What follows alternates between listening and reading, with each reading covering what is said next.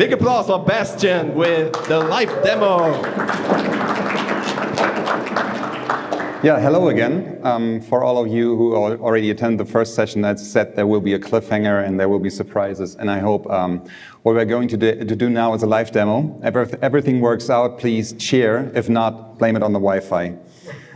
So we do have a use case. It's actually a true use case, because when we prepared for Team 22, we had experiences from 2018 that European health collided with the American understanding of air condition heavily, so we all got caught a cold. So we knew that for 22 we need to have hoodies instead of t-shirts like these. They turned out like these in the end. And I'd like to have this as an example to just show you how boards in Draw.io can work. So let's just jump right into it. You see that I already prepared something, so you all see that there's already a board embedded. But anyway, I'm going to show you how to embed it, just like you have the macro command in Confluence Cloud, and you just write draw, and then instead of Draw.io diagram, just go to Draw.io boards, and then you're free to go. So for now, let's skip this again, because we want to stick with our existing example.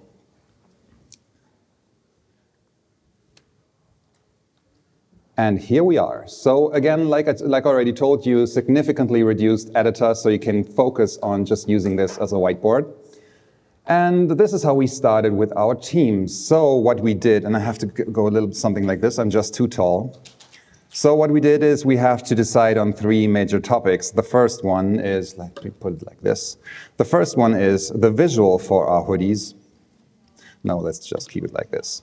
The second one was a very important topic about,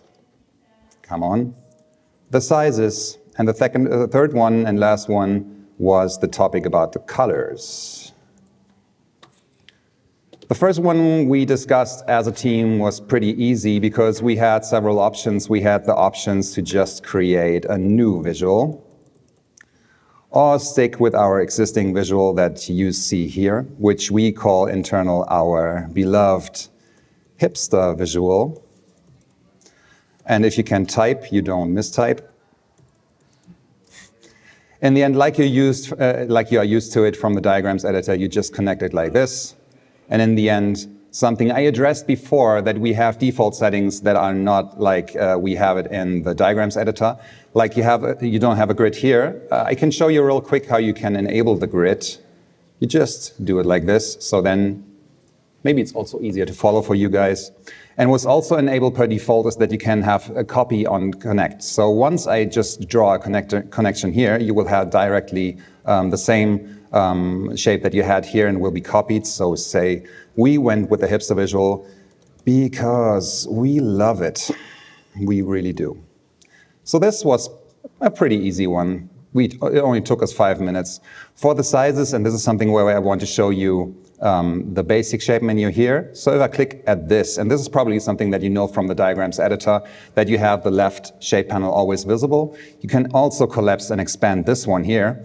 And I prepared something because we only have 15 minutes time. So for the sizes, we knew we need to have these sizes for men, and we need to have those sizes for women.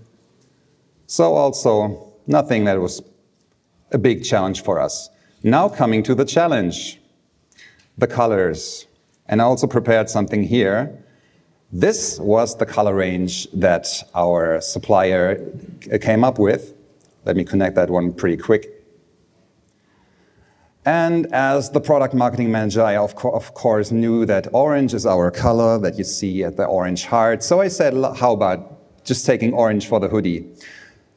The rest of the team said, no, we want to have this light heather gray or this dark heather gray or whatever. So this actually took us 30 minutes or even 60 minutes. And in the end, what do if you realize that a discussion is going nowhere? You use agile methodology. And this is also what we did. So let's just move down. By the way, infinite canvas. And what we did here is we hit the plus, we hit the template, and we went to our custom templates that we provided. Now, Wi-Fi, are you working? Take some time. But we had a resistance check here. So let's insert the resistance check. And here we are. And let me rephrase this thing real quick, because in the end, for me, it was a very easy decision. The decision was, how high is your resistance to just let Bastian decide on the colors? And of course, the resistance was very low, and the rest is history. Oh, who's this?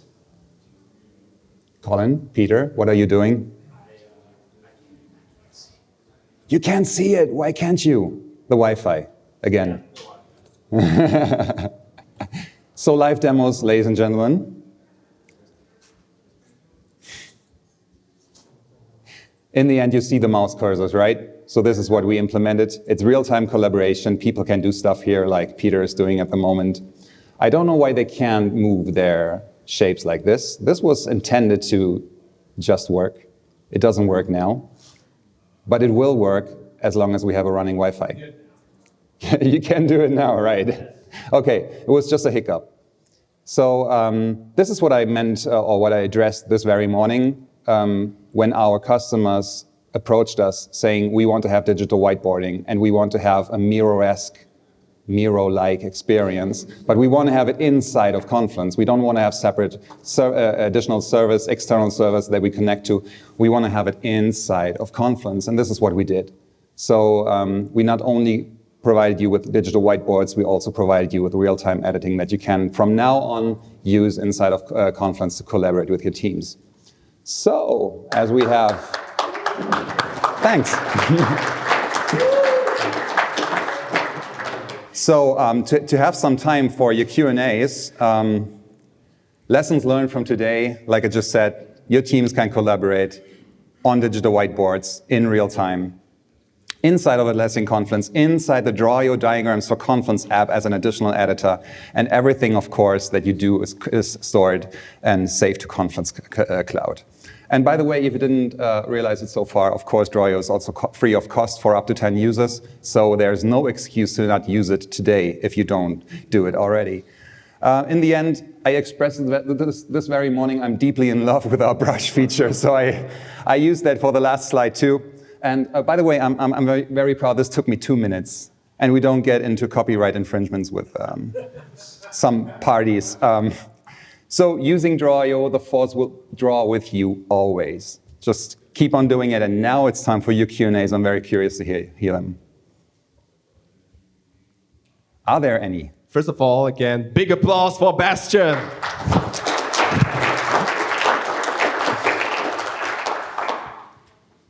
Any questions? Yeah. Is this on? No. Is it on? Yeah. No. Awesome. This is a really great app, and I must say I'm super. I do super like your like drawing skills. However, is it possible to draw with an Apple Pencil on an iPad? You can use it. You can use it on mobile devices. Okay. Of course, apps in general. For me personally, to be honest, it's more convenient to use the mouse and to use it on my MacBook, for example. But you can use it on mobile devices too. Yes. Okay. Sorry, fantastic. Martin told me that at the end of my last session, he said you need to repeat the question. So can you use this feature on a mobile device, on an iPad, etc.? Sorry. So afterwards, people that consume the video know what you asked for. Oh, by the way, in the morning, somebody of you, I don't know who it was, but what differentiates us from Gliffy? And I said, I can't. Yes, thank you. This is the answer. So we have digital whiteboards and we have real-time collaboration. I didn't want to spoil that this morning, but now I can say it. There's a couple of other differentiation where we differ from Gliffy, what we can do better. But I think if you're waiting for the big one, that's the big one. Yes. Wait. Okay. Will the real-time collaboration also be a part of diagrams? The real-time collaboration is part. You can use it in diagrams, but the core use case. Sorry, I did it again. Will the real-time collaboration be part of the diagrams editor? It is part of the diagrams editor, but still the main use case, of course, is in the board editor as you will probably collaborate more on a digital whiteboard than in the diagrams editor, yes. But to me, from a personal perspective, today I even for diagrams use cases, I use the board editor. Like I just said, you just have to switch the settings, and then you can even, as a default, we have, for example, the sketch mode on the boards. You can even get that to clean mode. So you can even have, for example, BPMN 2.0 diagrams inside the board editor. It's just as you want to use it. It's up to you. Any more questions? All right, thank you, Bastian.